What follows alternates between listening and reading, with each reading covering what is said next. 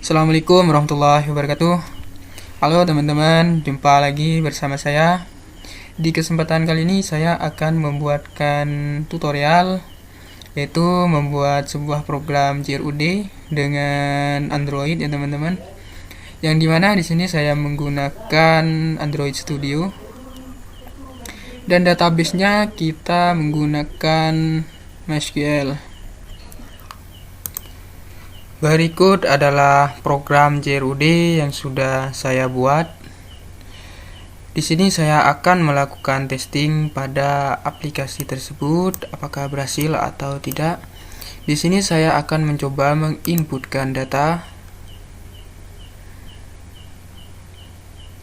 Oke, setelah kita mengklik input data, maka akan masuk ke insert data. Saya akan mengisikan datanya sebagai berikut. Misalkan di sini tuh, terus alamat dan jenis kelaminnya, misalkan di sini laki-laki ya. Dan kita klik simpan. Oke, kita coba lihat responnya di sini.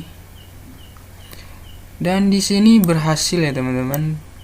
Kita berhasil menambahkan data. Lalu kita coba tampilkan data yang sudah kita input tadi. Nah, ini ya teman-teman, muncul ya ID-nya 11, namanya ini yang kita inputkan tadi. Lalu di sini alamatnya masuk ya. Lalu ketika kita klik ini event ini, nah maka akan muncul sebuah dialog seperti ini. Ketika kita hapus data, nah kita coba merefresh, nah maka di sini akan hilang. Dan ketika kita edit data, misalkan di sini alamatnya kita ganti ini, dan di sini perempuan. Kita edit.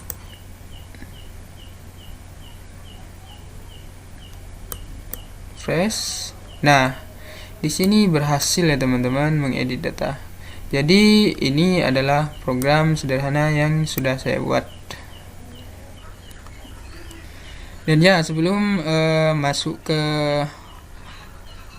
membuat sebuah CRUD di Android Studio, alangkah baiknya saya menjelaskan terlebih dahulu bagaimana Android itu mengambil datanya ke database. Oke. Misalkan di sini kita mempunyai sebuah Android. Dan di sini adalah database.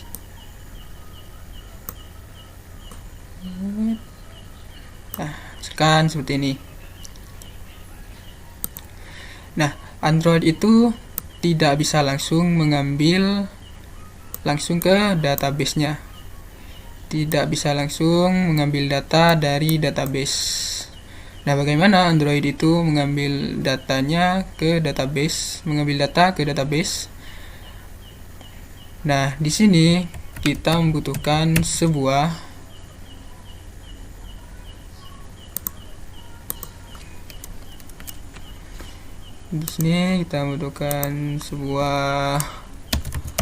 web service ya teman-teman, atau bisa disebut juga API. Nah, ini adalah penengah dari Android dan database. Dan ya, sistemnya seperti ini.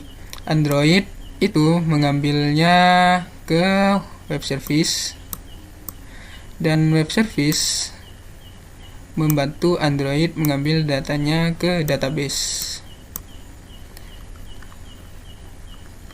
Dan jadi Android itu tidak juga bisa langsung mengambil data dari si web service ini, Dan di sini masih membutuhkan sebuah library atau HTTP client, yang dimana di sini saya menggunakan sebuah library retrofit. Nah, mungkin seperti itu penjelasannya bagaimana Android mengambil datanya dari database. Oke. Sebelum kita memulai program di Android Studio, yang pertama di sini kita membuat dulu database-nya dan beserta web service atau API-nya. Kalian masuk ke browser. Lalu di sini kalian tinggal ketikkan localhost php my admin. Dan di sini kita buat sebuah database baru. Kalian klik new. Lalu database-nya kita di sini kasih namanya. Misalkan di sini saya kasih nama karyawan. Lalu kalian klik yang ini, create. Oh, karyawan sudah ada. Coba kita kasih data karyawan.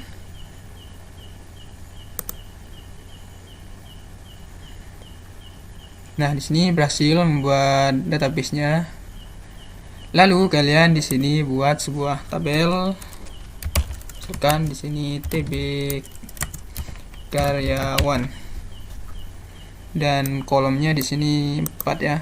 Lalu kalian klik yang ini.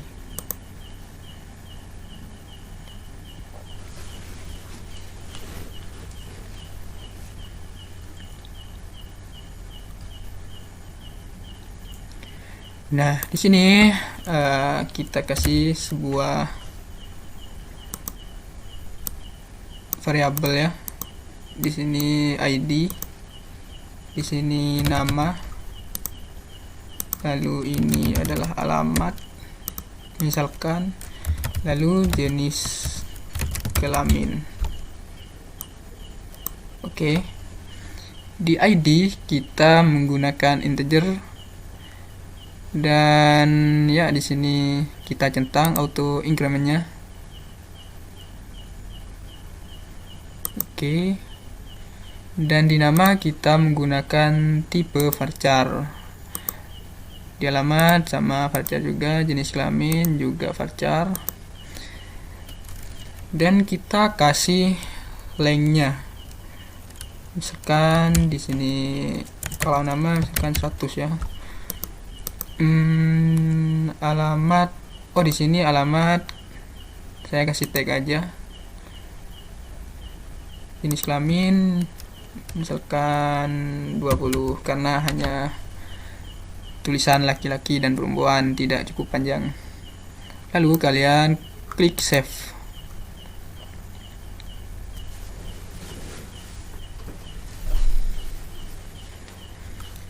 Dan oke, kita sudah membuat database ya teman-teman.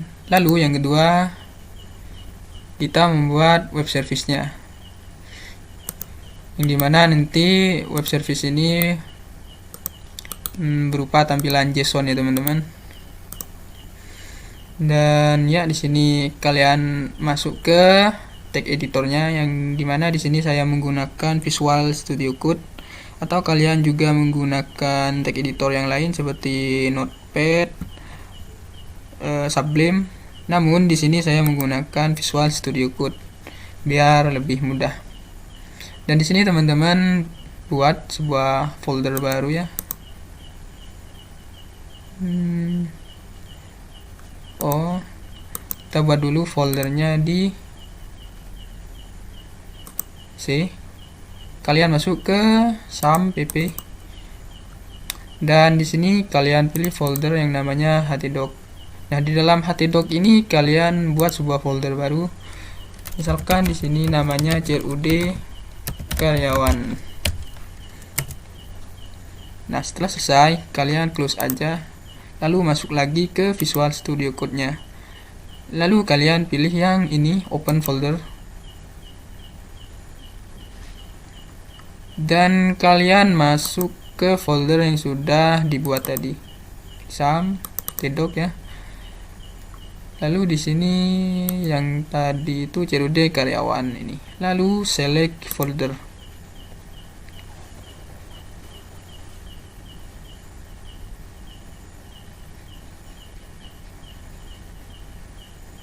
Nah, setelah seperti ini, kalian klik yang folder ini.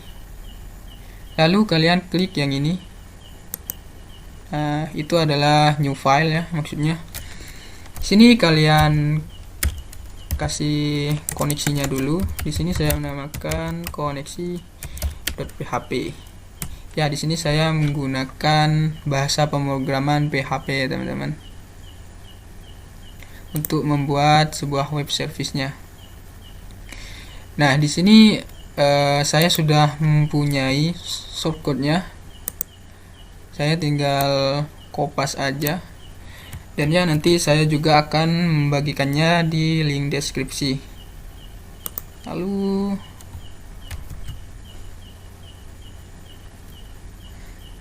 nah, di sini adalah nama database-nya.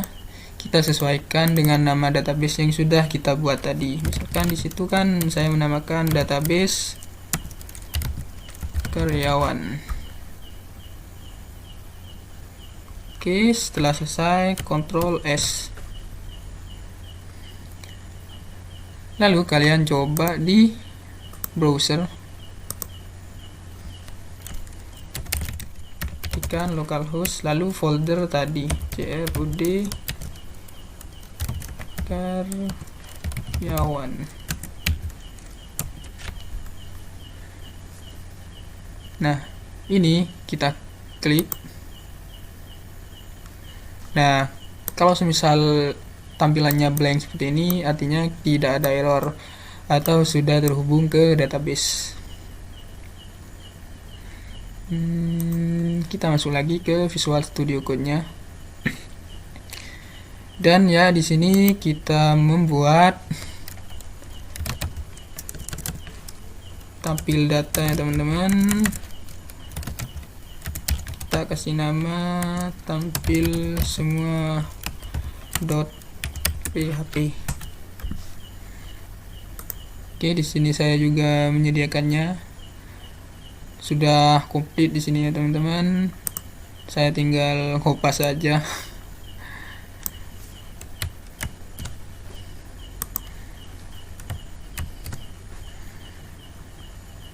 Nah, di sini kita edit lagi. Sini benar koneksi PHP, lalu select from, lalu kita tabelnya tadi menamakannya apa? Coba kita lihat lagi. Oke, di sini tabelnya itu nama TB karyawan. Dan di sini kita ubah juga TB karyawan. Kita samakan ya dengan yang di database. Oke, seperti itu. Lalu di sini ID, nama, alamat, jenis kelamin. Kita samakan field-nya ini sama yang ini. Dan ketika selesai, Ctrl S juga. Lalu kita tes lagi.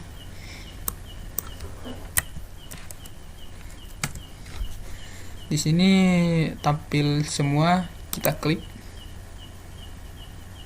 Nah, di sini tidak error ya, teman-teman, kalau seperti ini. Karena datanya masih belum ada, maka hanya tampil ini. Artinya ditampil semua juga enggak error. Dan buat lagi file baru.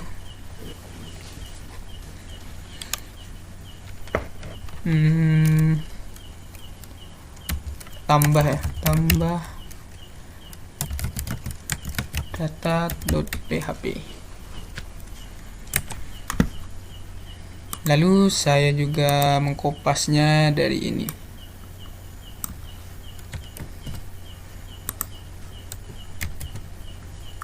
Kita cek lagi apakah sudah benar. Nama, alamat, jenis kelamin sama ya. Dan di sini request metodenya itu menggunakan post. Share itu di sini TB karyawan. Nama, alamat, jenis kelamin. Oke, sama. Ctrl S lagi. Kita cek lagi apakah ada error. Klik tambah data. Oke, di sini blank artinya tidak ada yang error. Dan tambahkan lagi yaitu update data.php. Kita mengkopasnya di sini, update data.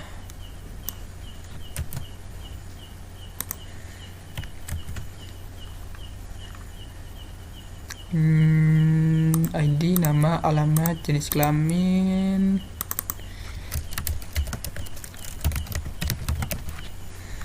Oke, sama nama, alamat, jenis kelamin. Oke, sama ya.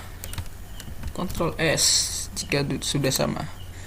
Lalu cek lagi di sini. Cek terus ya.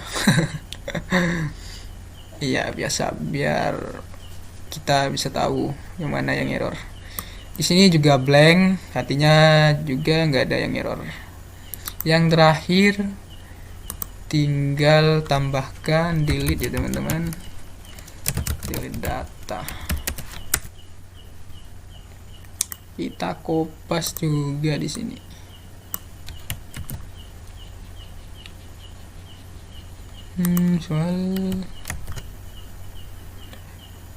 Dan ya di sini biasanya itu di delete data request metodenya itu adalah delete ya teman-teman. Namun di sini adalah get. Ya kita samakan aja dah biar cepat. Get lalu get berdasarkan ID. Delete from tabel karyawan. Dimana ID-nya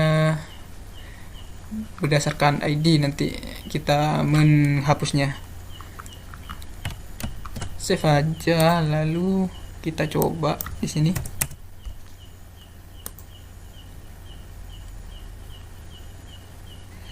Nah, di sini gagal menghapus pegawai.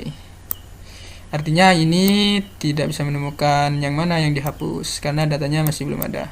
Ya, ini juga berhasil, tidak ada error ya teman-teman. Oke, seperti itu kita membuat sebuah web service atau API-nya. Sekarang kita coba melakukan request ke web service yang sudah kita buat, dan di sini saya menggunakan Postman ya teman-teman. Dan sekarang kalian silahkan membuka Postman-nya. Jika kalian belum punya, silahkan mendownloadnya dulu. Lalu kalian di sini klik ini ya teman-teman, create new collection. Nah, akan ini membuat kayak sebuah folder ya. Lalu di sini kita rename aja, kasih namanya CRUD. Dan di dalam sini, di dalam CRUD ini kita menambahkan sebuah request. Nah, di sini.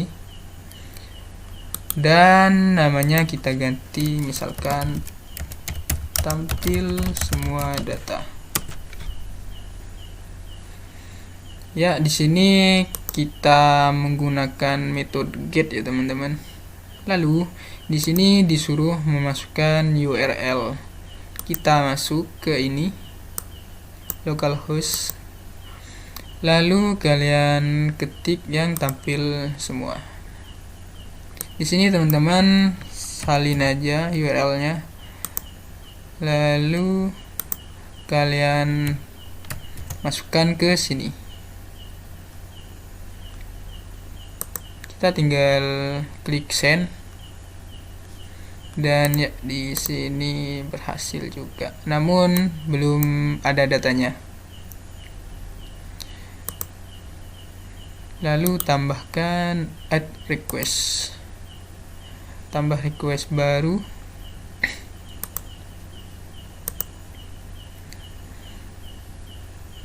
Di sini misalkan tambah data.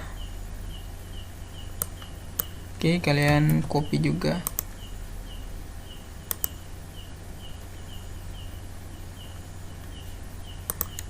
Taruh di sini.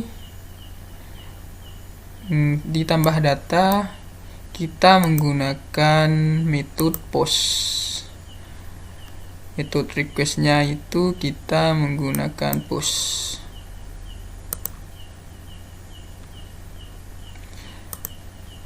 Karena di sini request metodenya itu post, jadi di postman kita juga menggunakan post untuk mengirim sebuah data nantinya.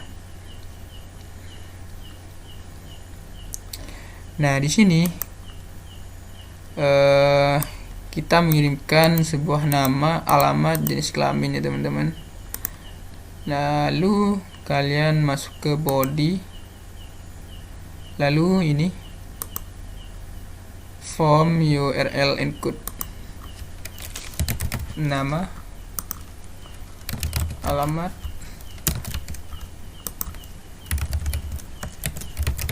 kelamin.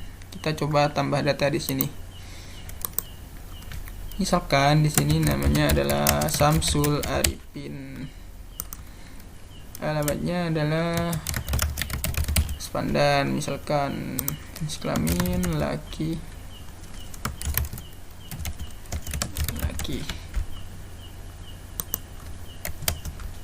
Oke, kita send. Dan di sini muncul keterangan berhasil menambahkan data. Lalu kita coba di sini tampilkan ya. Set. Dan di sini datanya sudah muncul. Ini. Dan ya, ini adalah bentuk dari JSON ya teman-teman. Tampilannya seperti ini. Rapi ya. Dan kalian tinggal menambahkan request baru dengan cara yang sama.